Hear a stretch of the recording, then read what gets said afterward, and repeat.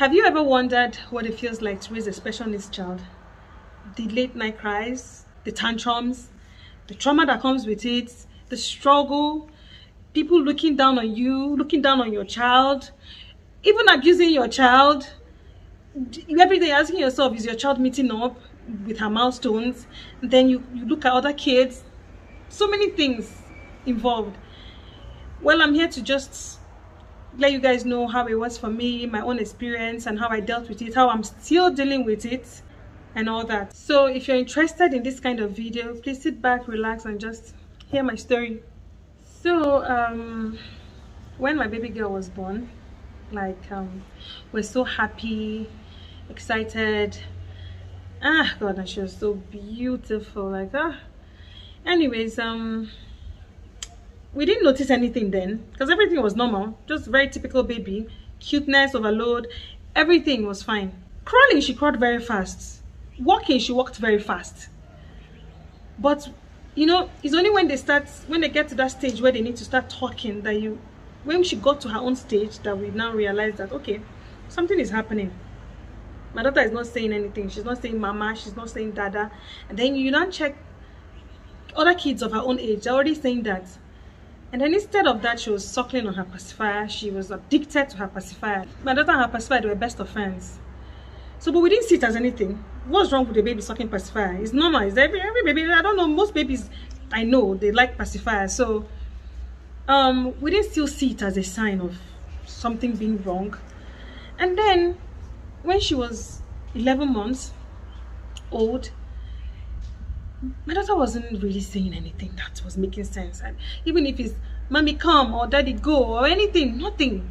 So I started worrying. I'm like, okay, is this normal? Okay, I know some babies are late bloomers. Maybe she's just part of them. Maybe she's just one of those babies that, okay, she's just late. Now when people ask me, your baby's not saying anything, some people can just ask some questions, sha. Anyways, by the time she got to 1, when we celebrated her 1-year birthday, I just noticed that my daughter liked staying on her own. She doesn't play with others. She's always just, I don't know how to put it. She's just herself in her own bubble, in her own world. And then even if we go out, and then she wouldn't play with other kids. Even if other kids come close to her, you just see how she withdraw, and then she go to another corner, and then find just a particular toy or something, and then she starts playing with it. And that's it for her. That's just what she wants to do. People kept on saying things, but some people would just look at her and give her this passive look like, look at this baby. But I just didn't care because I just didn't care. So, but deep inside, I started being worried. I'm like, okay, maybe something is actually wrong. But she's just 1. I went to the hospital at first, and they looked at her and they said, she's fine. They don't need to do anything. She's just 1. That I should wait. That some babies even talk by 2, 3. So that it's not a big deal.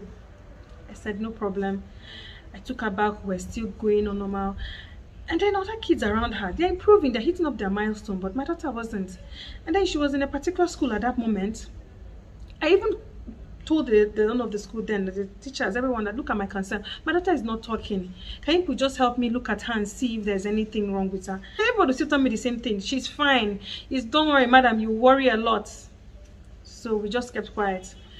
We're just still monitoring her.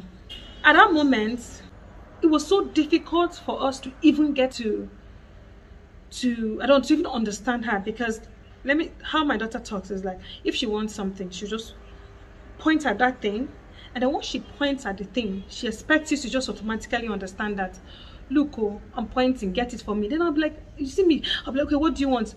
Do you want this? She's just there screaming. Like, when I mean scream, I mean screaming. Kind of screaming that will break your heart, that as a mother you wouldn't want to be in that kind of situation. She starts screaming, and then maybe I start looking around. Okay, do you want this one? Is it this one? Is it, maybe I've brought like maybe 10 or 15 things. Then maybe finally she will not just pick one of those things, and then she'll go. So I still, the thing was bothering me, was bothering her dad, it was bothering everybody around her. Everybody was worried that, okay, what's wrong? Okay, now she's already more than 1 year old, and more than 1 year, and the whole thing was still happening, and it wasn't even getting better.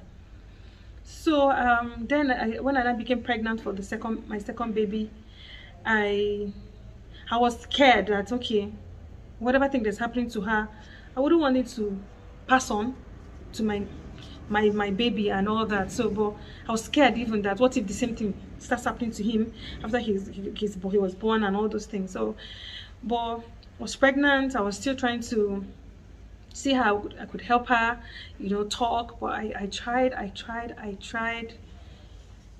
Nothing. No, everything we did then was just not working for us. But because we didn't even understand what was happening, because most people just kept on telling us the same thing. She would talk. She would talk. So she continued that way. We changed her school. We changed our school to a school close to us, so we could just like maybe pay more attention. I still met the owner of the school. I told her that, okay, look at my daughter, see what's happening to her. Do you think you have what it takes to help me make her talk? And at this time, everybody would still tell you the same thing. Yeah, we can. But nobody actually does anything. Like, it's nobody, all these schools that you just taking your kids to school just because maybe it's convenient for me, because at that moment it was actually convenient for me, and they made me believe that, okay, yeah, they will help, but nothing.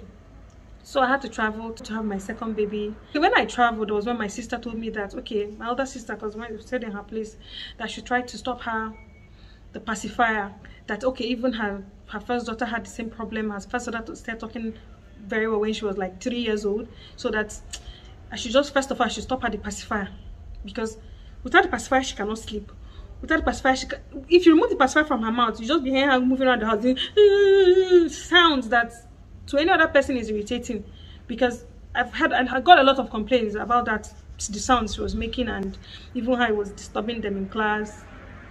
But I just, when my sister told me that let's just try and stop at the pacifier so that we'll see what's next, you know. So we tried and we stopped at the pacifier. At least I succeeded in stopping at the pacifier when I traveled to have my second child. And after we stopped her from using the pacifier, I now took her to see a child doctor in the US. And when the woman looked at her, she told me that, you know, you have to stand your grounds, that I should ask myself this question: do you think your child understands what you're saying when you talk?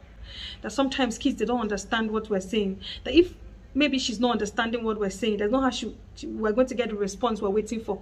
But I have to stand my grounds, and because my daughter was very strong-willed, I should just stand my grounds that from the kind that when I go back home, I should check if she understands me.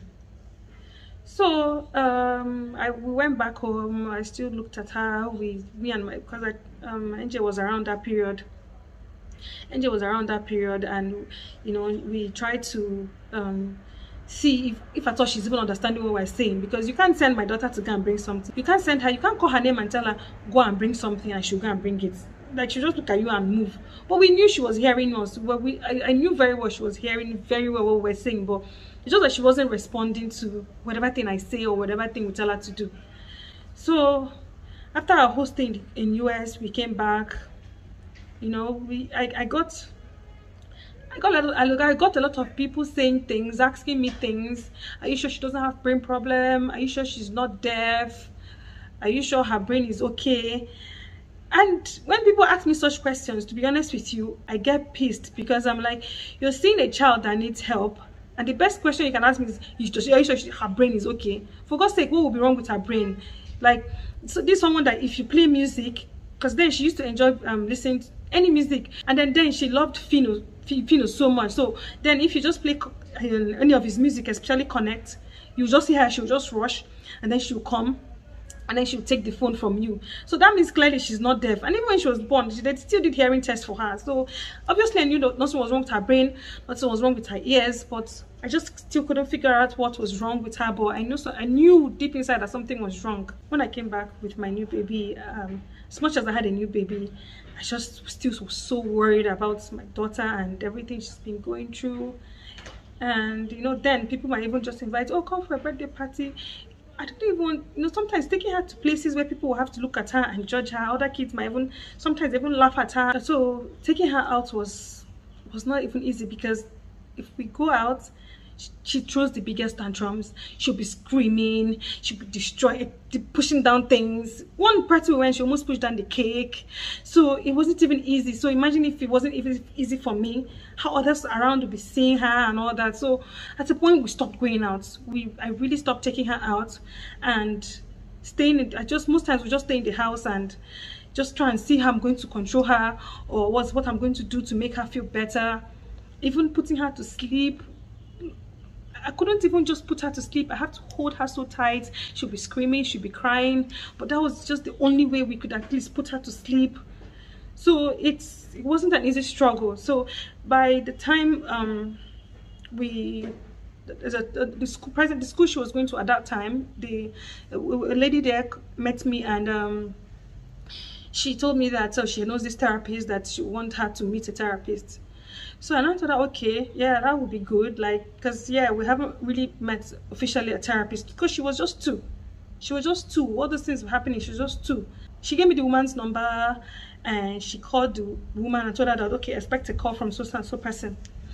So I called her, and finally she came, assessed her at home, and finally we got a diagnosis. And to be honest with you, we felt relieved, because at least now we know. Because it's something to not know what is happening to your child.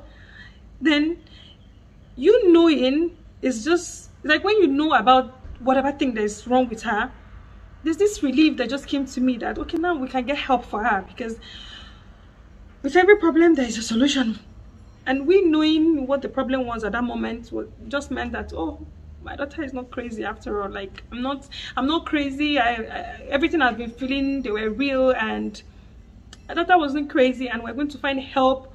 We're going to find help for her, and that was just what gave me comfort. I think it gave everybody a bit of relief that, okay, yes, now we know what is wrong with her, and it's not something permanent. So everybody just knew, we all knew that we all had to work together to get her to where she needed to be. And we knew it wasn't going to be an easy journey, but we're all there for each other, and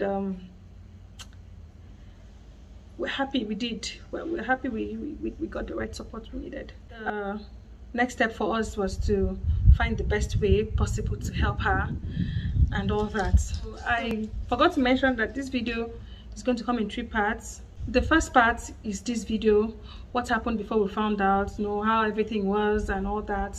So the next part is going to be what happened after she was diagnosed, the method we used, and everything, that's how we handled the whole thing and all that, and the help she got. Then after that, I'm going to tell you what is happening right now, talk about her progress and where she is at the moment. So thank you guys for listening to me, and I hope this video in any way turns out to help someone, because I know that a lot of people are going through the same thing, and most times you don't even know what someone is going through until that person tells you. So guys, thank you so much. Please don't forget to like, subscribe and comment. See you guys in my next video. Bye.